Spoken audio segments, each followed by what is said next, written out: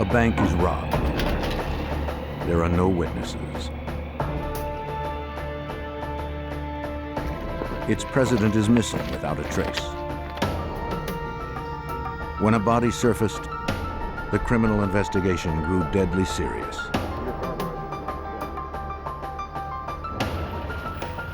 Federal agents descended upon a small town that found itself gripped by fear.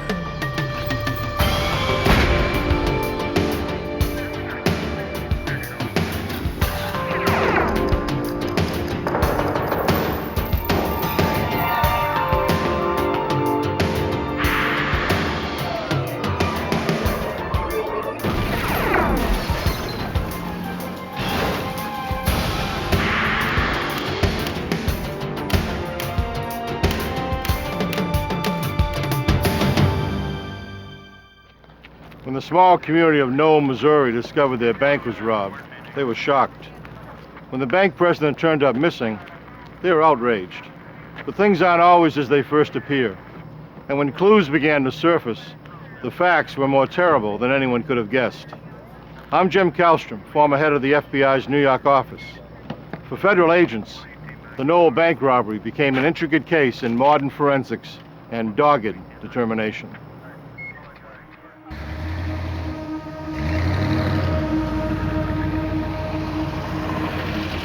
The Cowskin Bridge over Grand Lake, Oklahoma, just after 3 a.m.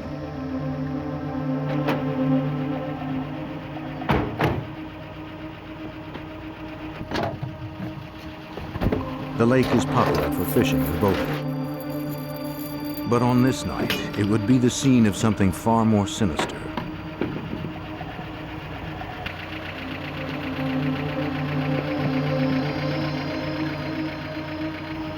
A gruesome crime, meticulously planned and executed. A cold-blooded murder that would shatter the tranquility of the nearby town of Noel, Missouri. No! No! No!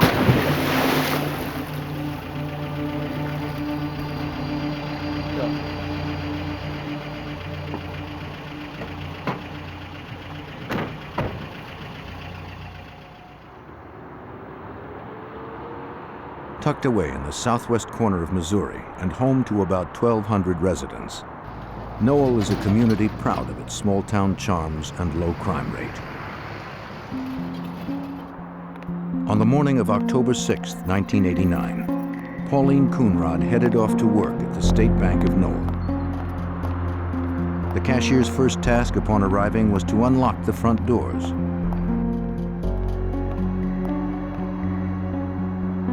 But Coonrod found the doors already open. She thought perhaps the bank president, Dan Short, had arrived early. But as she walked through the building, she saw no one.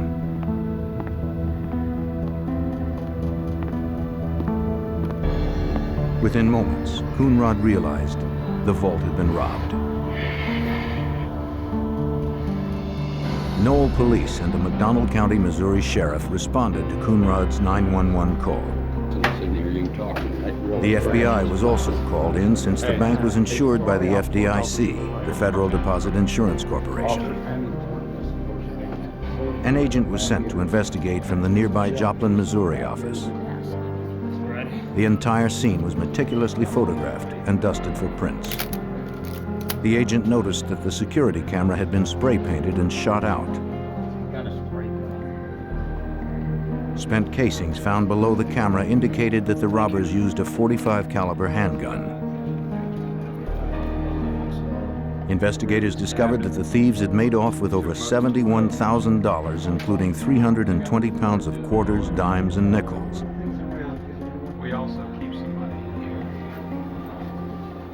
Strangely, more than $100,000 in bills was left behind in an unlocked drawer. Bank President Dan Short was one of 4 bank employees with access to the vault and its time lock. Yet he was the only one of the 4 who hadn't arrived that morning. Questioning him became essential to the investigation. Bank Vice President Mark Allman told investigators that Short intended to work late the night before. The time lock on the vault hadn't been set the night that the robbery occurred. Dan came in was in the habit of working later in the evenings, different times during the week, but that particular night he'd put it on standby so that he could come back at a later time and open the vault manually. Agents wondered if Dan Short had in fact returned to the bank that evening. The sheriff drove to Short's house in Arkansas, near the Missouri border.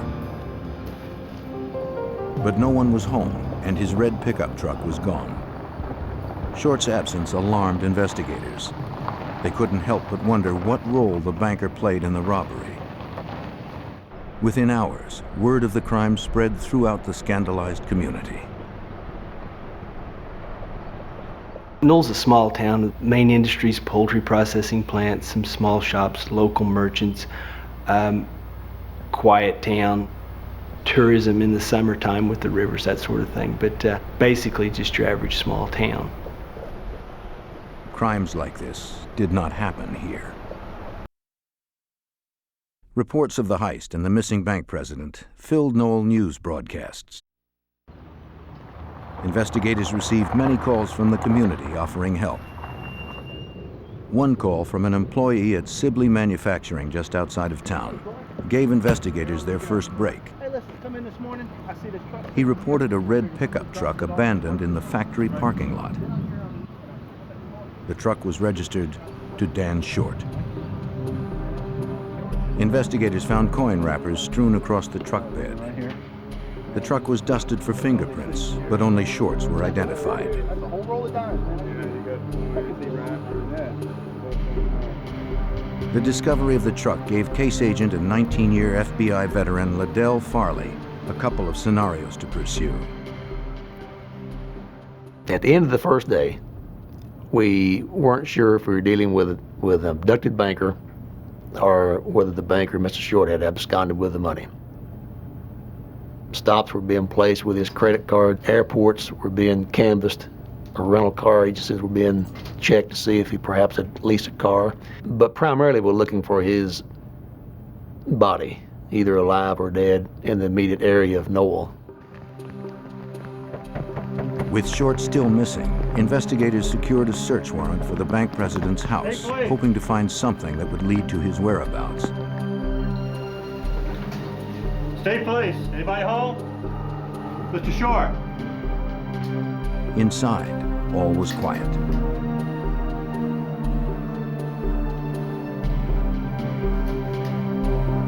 Trooper, look here a minute. In the kitchen, they discovered an overturned trash can, suggesting perhaps a struggle.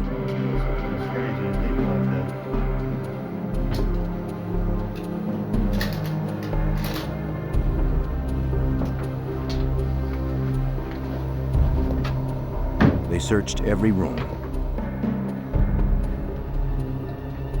Hi, come here a minute.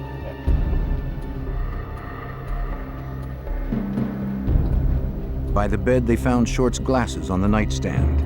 He never went anywhere without them. Let's get some light on in here. See. I think that's just a... It appeared that the banker had left in a hurry. I'd say he... Yeah. Still, it was impossible to determine from the search whether he had fled or was abducted. With no sign of Short, agents canvassed his neighborhood, hoping for a lead. One neighbor, Carol Dryden, recalled seeing several vehicles pulling into Short's driveway the night of the robbery.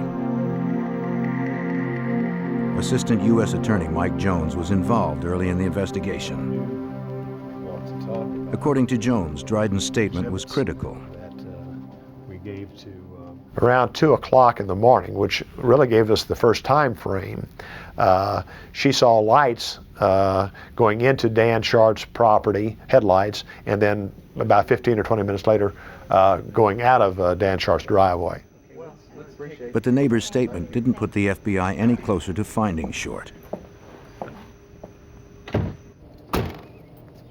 McDonald County Sheriff Don Schlesman was a lead investigator in the case and coordinated the massive search for the banker in the area surrounding Noel.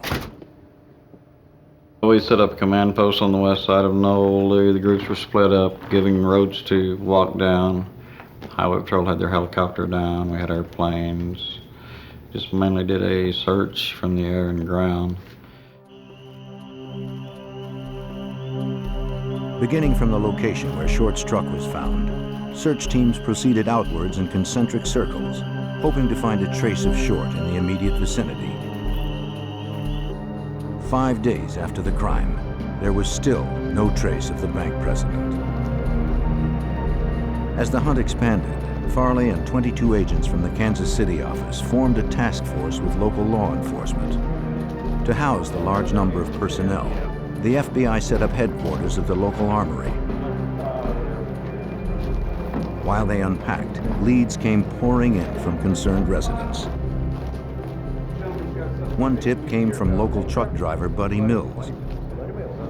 Having heard about the heist, Mills told an agent about what he saw on a road in Noel the morning of the robbery. This was 3 a.m. in the morning. Returning home from work at about 3 a.m., he encountered 3 vehicles leaving town. One truck matched the description of Short's red pickup. It headed off with a 2-tone van. The other dark-colored truck followed Mills for a while until it turned down a road toward neighboring Arkansas. This information jibed with Carol Dryden's recollection of the traffic outside of Short's house at 2 a.m. Mills' account reinforced the time frame for the crime. Farley met with the bank president's ex-wife, Joyce, who had been married to Short for 25 years. Although they had recently separated, Joyce stressed he was a loving father to their 2 children. Having worked closely with him at the bank for several years, she never witnessed any impropriety. Yet Short was the FBI's only suspect right now, and after several days of searching, he was still missing. On October 11th, a couple fishing in Grand Lake, just over the state line in Oklahoma, hunted for a good spot to drop a line. They motored to a favorite shady spot. Hoping to hook some bass, they sighted what looked like a clump of seaweed floating on the water. Moving closer, they made a gruesome discovery.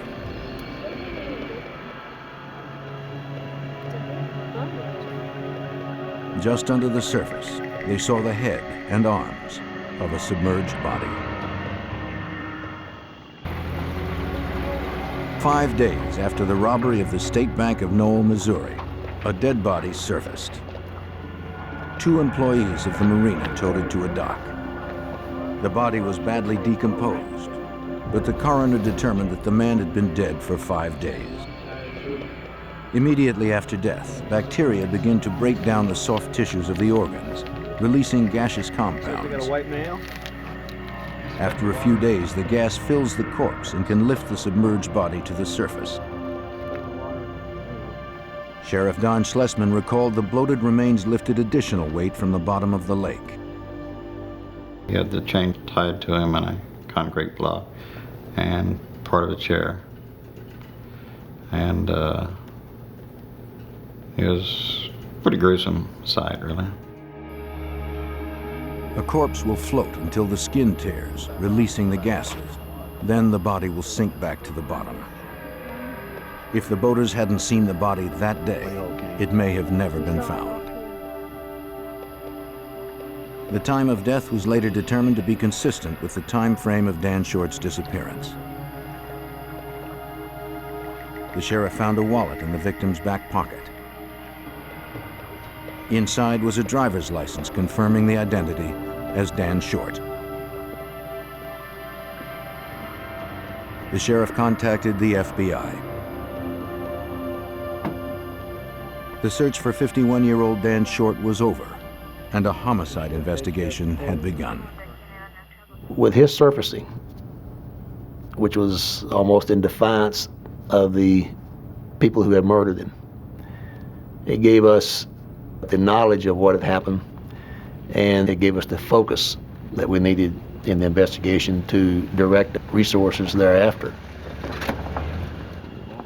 Farley and his partner Larry Nolan rushed to the lake to conduct their own review of the body. Special Agent Nolan's first task was to preserve the evidence. Collectively, the decision was made to release Mr. Short from the chair, at which time I released him and preserved the concrete block and the chain hoist, the chair, and also the duct tape. Okay, guys, that's undone.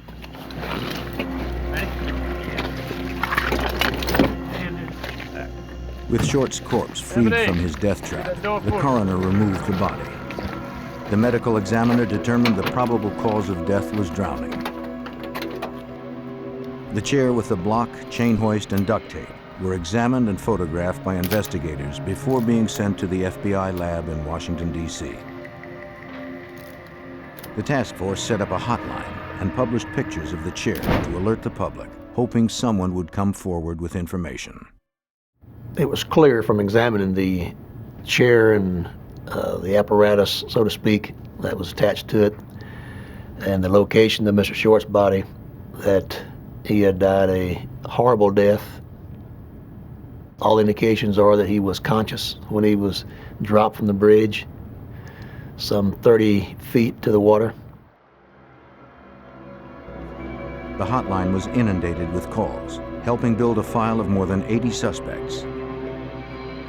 According to Sheriff Don Schlesman, one promising tip came from an anonymous caller who urged investigators to question two brothers, Joe and Shannon Agowskis. Joplin Police Department dispatch received an anonymous call from someone that said the Agowskis had a lot of change in their possession, and a lot of change was what was taken from the bank. The FBI tracked down 23-year-old Joe Agowskis at a junkyard just south of Noel. The manager pointed agents to where Joe worked on his car. Yeah, sure. He's working right out there in that yard right there. Oh, that's him right there in the black vest? Yeah. Okay, thank you. How you doing? You Joe Agowski? Yes, sir. Joe said that on the night of the robbery, he had been at his girlfriend's house, more than 40 miles from Is Noel. she available, and does she live locally here? Yes, sir. Okay, very good. We're also interested in 45 handguns. Do you have those? He was cooperative and told them he had two .45 caliber handguns, Could we see it? the same caliber as the weapon used to shoot out the security camera. They inquired if they could test fire the guns. Joe agreed and told investigators the weapons were stored at his home. His 18-year-old brother Shannon would be there to meet them.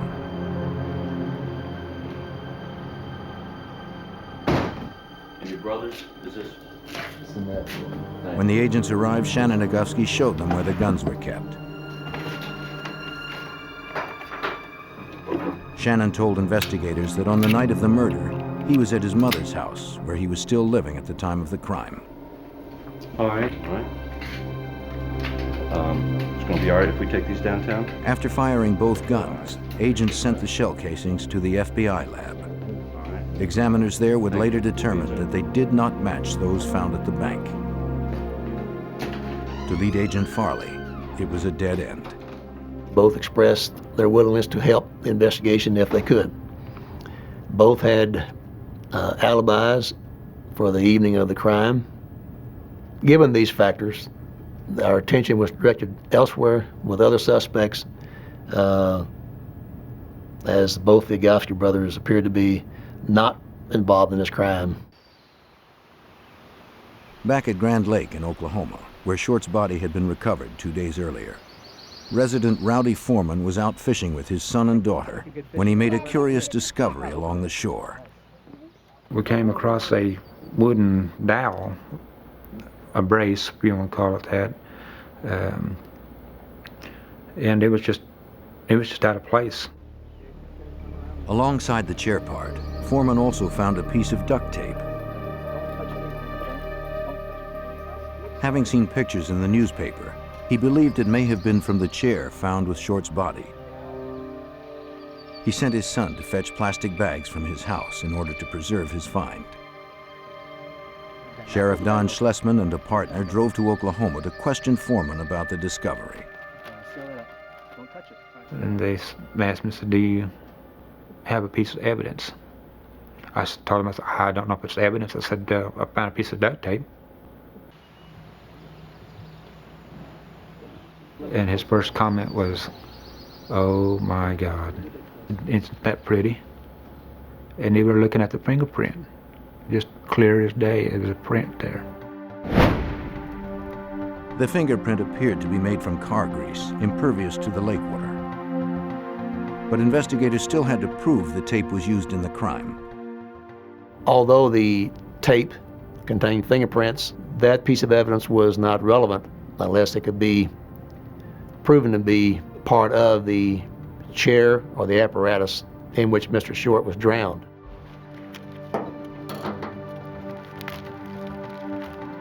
To prove that, FBI examiners would have to match the glue and strands from the torn piece of tape with the tape found on the chair. But that would take weeks. Until then, the FBI and local investigators still had no prime suspects for the crime. A week after the robbery of the State Bank of Noel, Missouri, and the brutal murder of its president, Dan Short, the FBI had recovered Short's body, the murder device, and a possible fingerprint from a nearby lake. Investigators fielded calls from residents who were willing to help, but also afraid to do so. Due to the manner in which Mr. Short was killed, although the local citizens were very concerned and wanted to be helpful, some were reluctant to do so out of fear. Therefore, some of the witnesses did not come forth. They did so sometimes out of the insistence of a friend or an associate. Farley received one such call from a man who claimed his friend might have information about the chain hoist wrapped around the chair that drowned Dan Short. The friend's name was Wayne Boutain. Boutain owned the chain hoist, which had recently been stolen. Though he notified the police, the hoist was never recovered. He suspected the Agowskis of stealing it.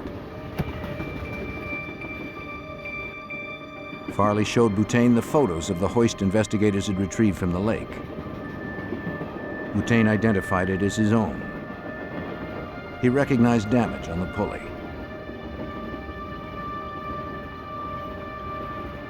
He'd last seen the apparatus at Sheila Agowski's house, where he had once lived. Boutain agreed to take a polygraph test and passed it. Another important development in the case was the determination that the chain hoist, which was duct taped to the chair, was property of Wayne Boutain, who had left it at the residence of Sheila Agowski a few days before the murder of Mr. Short. On the strength of Boutain's statement, Farley decided to question the Agowskis again. Driving up to their mother's house, he noticed an old van in the front yard. It closely matched the description of one of the vehicles Buddy Mills saw the night of the bank heist.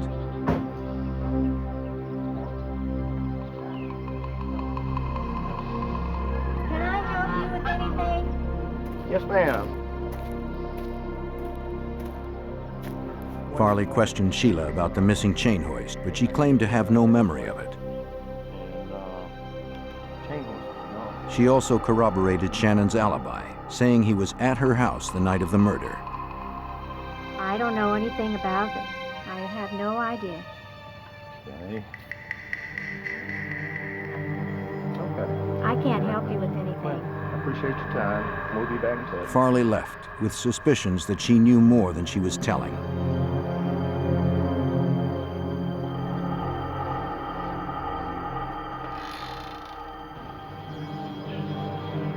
He asked the brothers to give their fingerprints, hoping to match the one found on the duct tape.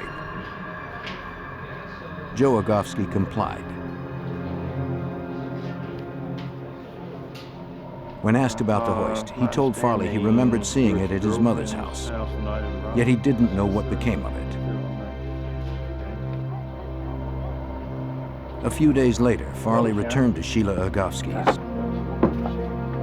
I'm Special Agent Farley. There he found Shannon with a friend by the name of Gant Sanders. Having secured Joe's fingerprints, Farley tried to convince Shannon to give his as well. Set of his fingerprints. It'd make things a lot easier. Possibly get you out of some trouble. Joe Agowski was very cooperative and produced his fingerprints upon request without hesitation, while Shannon was evasive and hesitated to.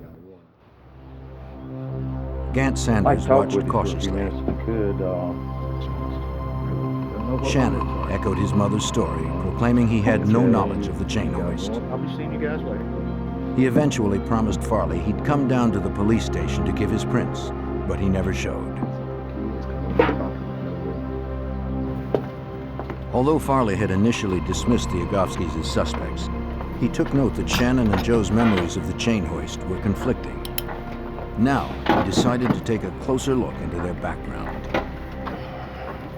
Researching the family's financial records, Farley discovered that 9 years earlier they had received money from an insurance settlement after their father died in a plane crash. Popular opinion was that their money was still plentiful, making them unlikely candidates for bank robbers. But Farley learned that wasn't so.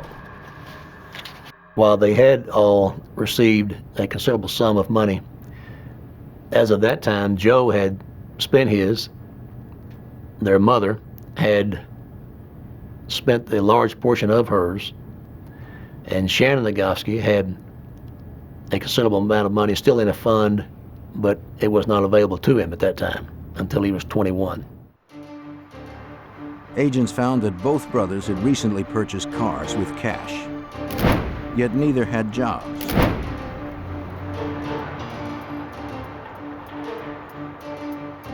Investigators also determined that 18-year-old Shannon had spent more than $5,000 since the heist. Although the Agowski brothers' spending looked suspicious, Farley still had no solid evidence linking them to the bank robbery and murder. Revisiting crime reports and witness statements, he made a new connection. Truck driver Buddy Mills said he had seen 3 vehicles leaving Noel on the night of the robbery. That meant there was a possible third suspect out there. If 2 of the vehicles were driven by the Agowski brothers, then perhaps the other was driven by one of their friends. Farley recalled the young man he met briefly on the Agowskis' porch the day he questioned Shannon, Gant Sanders. Sanders had recently become Shannon's roommate. Farley tracked him down at a junkyard. The closest associate that we could identify of both Shannon and Joe Agowski was Gant Sanders. It was learned that Gant had been good friends with both Joe and Shannon, both prior to and after the robbery and murder. But Sanders said he knew nothing about the robbery and murder, although he offered no alibi for the night in question. Farley decided to question Shannon again, this time with a polygraph machine. A couple of things about the test is nothing will be painful. The test was administered in a motel room by a technician from the Missouri capital of Springfield. A polygraph is used by investigators as a tool to rule out possible suspects. The machine monitors the subject's reactions to stress in 3 ways. Tubes fastened around the chest monitor the slightest change in respiration. Low-voltage electrodes placed on the finger detect moisture on the skin. All right, relax your arms.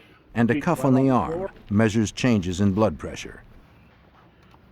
The examination is based on the body's fight-or-flight principle. I'll need you to sit perfectly still.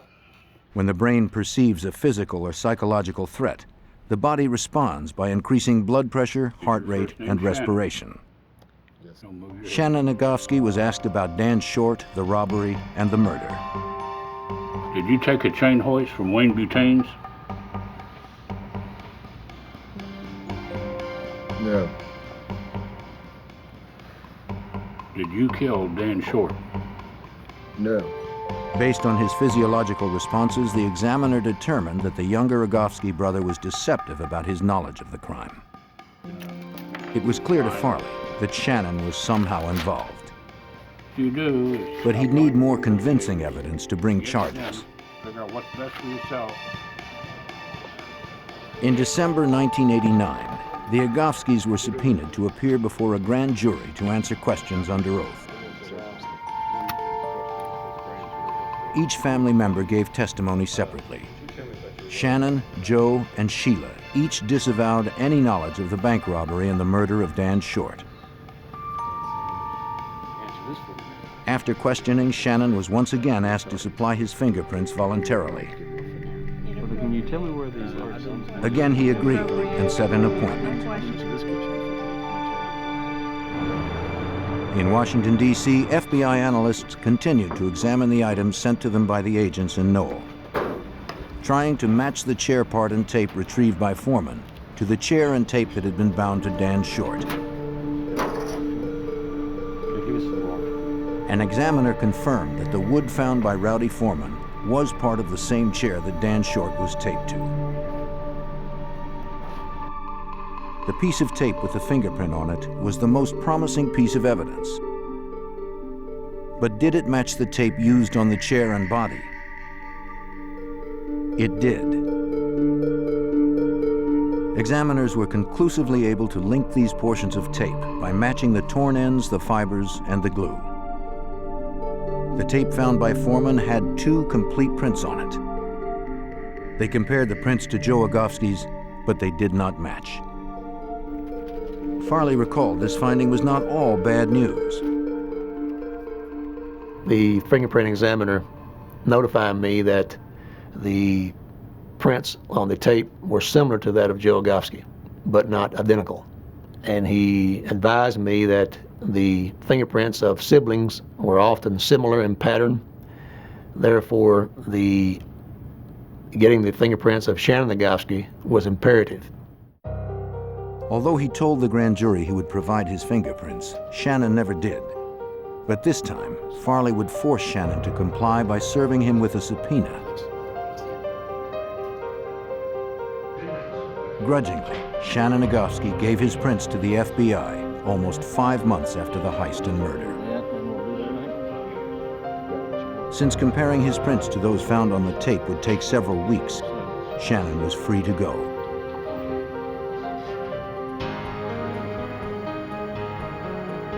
But Agent Farley did not remain idle.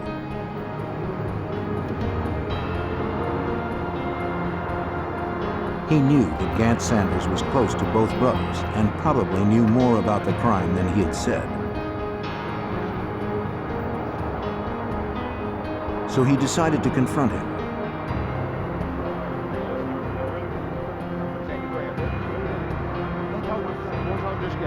He told Sanders that if he was innocent and had knowledge of the crime, he should cooperate with the investigation. But if Sanders was knowingly protecting the Agowskis and they were convicted of the robbery and murder, Sanders would be jailed for aiding and abetting. Worse, without a solid alibi, he was still under suspicion of the crime. But Sanders revealed nothing. He remained faithful to the brothers. Farley thought that perhaps Sanders was hiding his guilt with his silence.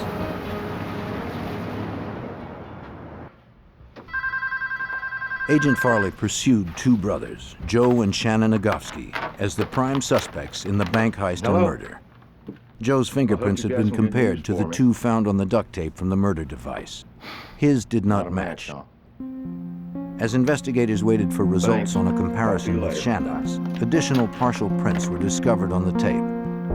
Now the FBI needed new prints from Shannon, a 360-degree view to match the partial prints on the duct tape. But Shannon was nowhere to be found. Farley hoped that he could get to Shannon through one of the Agowski brothers' friends, Gant Sanders. The agent also suspected Sanders could be the unidentified accomplice. But cooperating with the FBI would mean betraying his longtime friends. Finally, in June of 1990, hoping to clear his name, he contacted Farley, wanting to talk. Investigators told Sanders they thought that he had helped commit the bank robbery and murder in Noel with the Agowskis brothers. But Sanders claimed he had nothing to do with the crime. However, he did admit to his involvement in another, more recent incident. On one particular evening in late December 1989, Shannon and Joe Agowskis broke into a house in Missouri and stole several rifles. The brothers rendezvoused with Sanders later that evening, setting the second part of their plan into action. The next day, Sanders and Shannon drove across the state line into Arkansas and sold the guns. It was a federal violation. Sanders recalled another time when the brothers tried to convince him to participate in another, more violent crime just months after Dan Short's murder. Sheriff Don Schlesman recalled how the Agowskis tried to recruit Sanders.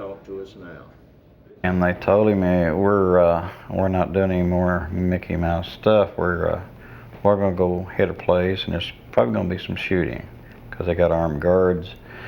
And if you don't really want to kill somebody, you'd probably better let us know so we can take you back home. And so Gant told him he didn't really think he wanted to be involved in something like that, so they turned around and did take him home. By cooperating with the FBI, Sanders made a deal for his role in the illegal sale of the firearms and was put on probation. He was also finally dismissed as a third suspect in the bank robbery, passing a lie detector test 3 times. With the help of Sanders' statement, Farley issued a federal warrant for Shannon Agowski. He was indicted for transporting and selling firearms across state lines. Since Joe had not been involved in the sale, he was not charged. Authorities tracked down Shannon in a small town in Arkansas several months later. When apprehended, police searched his vehicle and found several bags of nickels in his trunk. Shannon was turned over to authorities in Missouri and booked in the Springfield Federal Courthouse. Look at me. Okay. While being processed, Farley acquired the set of Shannon's fingerprints examiners had been waiting for. The FBI lab needed a front and back view of his prints, hoping to match 2 partial prints found on the duct tape used in the murder of Dan Short.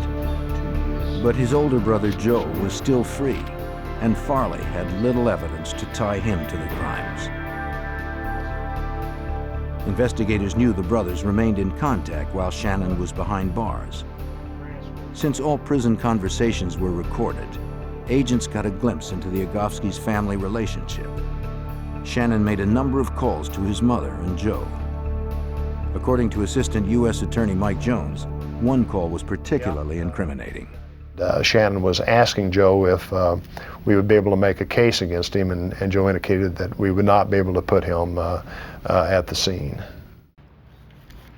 Farley knew the brothers were worried, but the call was not enough to arrest Joe. Then, just days later, he finally received the results from the lab. Those fingerprints turned out to be the fingerprints of Shannon Agowski. The tape was determined to have come from the chair in which Mr. Short was bound to. Therefore, that piece of tape became a most important piece of evidence in this case. Mike Jones now had a strong case against Shannon.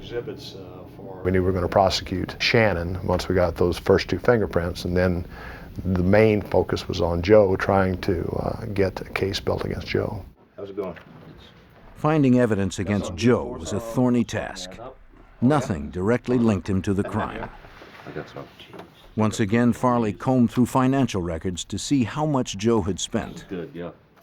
We attempted to determine all his cash transactions and did determine that he had spent some $19,000 in cash during the 16 months following the robbery. During that time, he was unemployed, and had no logical explanation for having that much cash. Scrutinizing Joe's phone records, Farley made another important find. Joe had made several long-distance calls to his girlfriend at her home during the very days leading up to and after the robbery. Yeah. The calls destroyed his alibi. Joe had stated that he was staying with her the entire time. Not too smart. They called Sanders in for additional questioning, hoping he could shed more light on Joe's involvement. Sanders told the agents about a conversation he had with both Agowski brothers. That incident took place in Sammy Skaggs' junkyard. The three of them were working on one of the cars, and Sammy Skaggs announced that the banker from Joplin was here to pick up his car. And that apparently generated a comment from, I believe it was Joe, that what the three of them ought to do was to follow a banker, follow him home, grab him, kidnap him, and force him to take him to the bank and open the vault. At the time, Sanders agreed that it might be an easy way to get rich. The plan sounded eerily like what could have happened to Dan Short. It was now clear to the FBI that the brothers had the knowledge, motive, and opportunity to pull off the homicide and heist. Based on accumulating evidence, Joe Agowski was arrested more than 2 years after the horrifying crime. Both brothers were indicted on 3 federal counts relating to the bank robbery and murder. But would the evidence be strong enough to convict the 2 brothers? The investigators were betting on it. Almost 3 years after a bank heist and brutal murder, FBI agent Liddell Farley handed prosecutors all the evidence the task force had amassed. Reviewing their files, the agents described the Agowskis' plans and actions to Assistant U.S. Attorney Mike Jones and his associates. They were determined to prove beyond any doubt that the brothers had committed the crime. The FBI had learned that Joe Agowski, needing information about the state bank's floor plan, had opened a safe deposit box a few weeks before the crime. Bank Vice President Mark Ullman told investigators that Joe was particularly interested in Dan Short as well. He made a point of asking who Short was and where he lived. He's our president. Would you like to meet him? Oh, no thanks. I was just asking who he was. Returning home, Joe drew floor plans to the bank and plotted the crime with Shannon. They decided to do the job before the sun rose, so there would be no witnesses. We're going to go through the front door. When we get through there, I want you guys to knock the cameras out. To get into the vault, they needed someone who had the keys and knew the combination. Make sure you get them keys. For that, they would abduct Dan Short, the bank president, and force him to open the vault. Afterwards, they needed to make sure he'd never talk.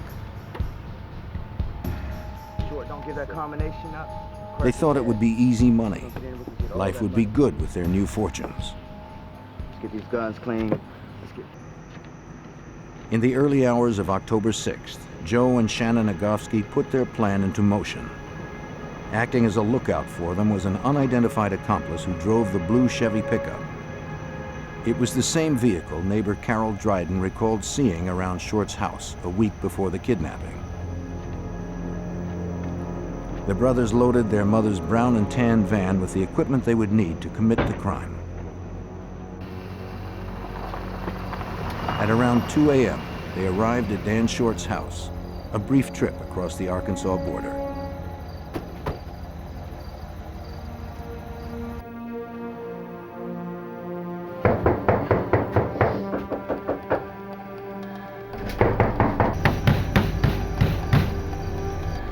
Eventually, he awoke from a deep sleep.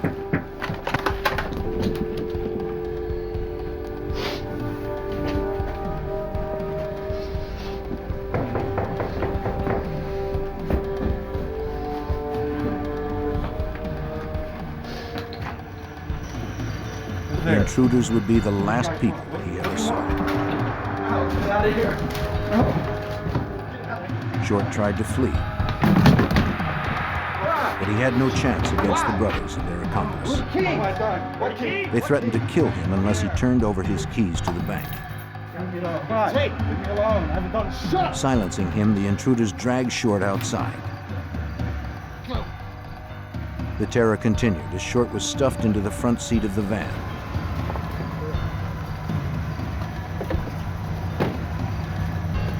Each criminal drove one of the vehicles, including Short's red pickup, as they sped off for the bank.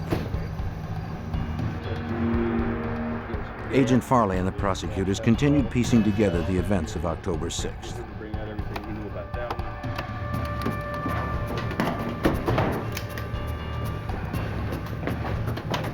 The Agowskis and their accomplice pulled up to the bank, only a brief drive from Short's house. With their captive in tow, the robbers quickly opened the bank's front door and ran in. No alarm sounded because Short had neglected to set them, and no one would ever be able to see what was about to happen.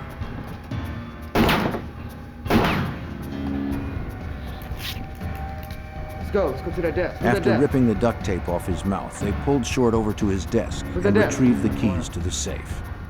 7 left. Then they forced him to provide the vault's combination. Hurry up. 42 right.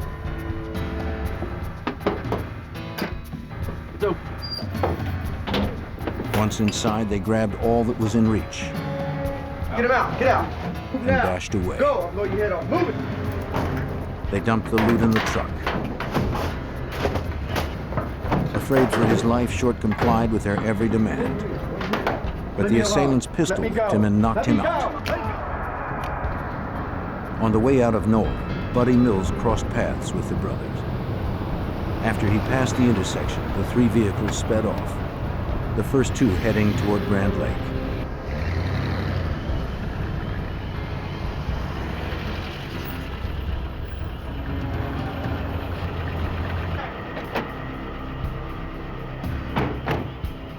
Reaching Grand Lake, some 22 miles from Noel, the two remaining vehicles stopped along the high point of the Cowskin Bridge.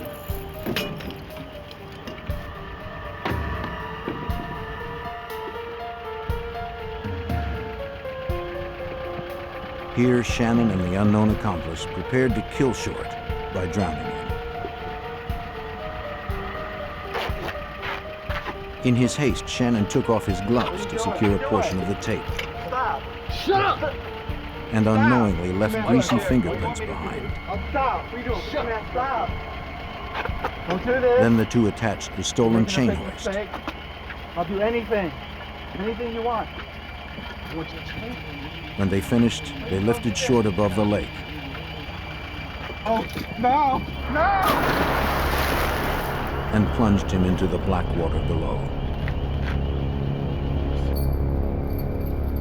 At the first trial in September 1992, the evidence was strong enough to persuade a jury to convict Shannon and Joe Agowski of 3 federal crimes relating to the robbery, abduction, and use of firearms during the illegal acts. In the state trial, only Shannon was found guilty of murder. Though the unidentified accomplice was never found, it was determined that the Agowski brothers were the masterminds and principal perpetrators of the crime. No charges were brought against their mother, Sheila. Without doubt, this was the most difficult investigation I've been involved in as an FBI agent. Some 29 years of investigating various crimes. This was an unusually heinous crime. Today, Joe and Shannon Agowski are serving life sentences with no chance of parole. For his cooperation, Gant Sanders served the remainder of his firearms charge on probation. Noel has returned to normal, a violent chapter in its history now closed. Yet because of the crimes of these blood brothers, it will never be the same quiet, innocent place it once was.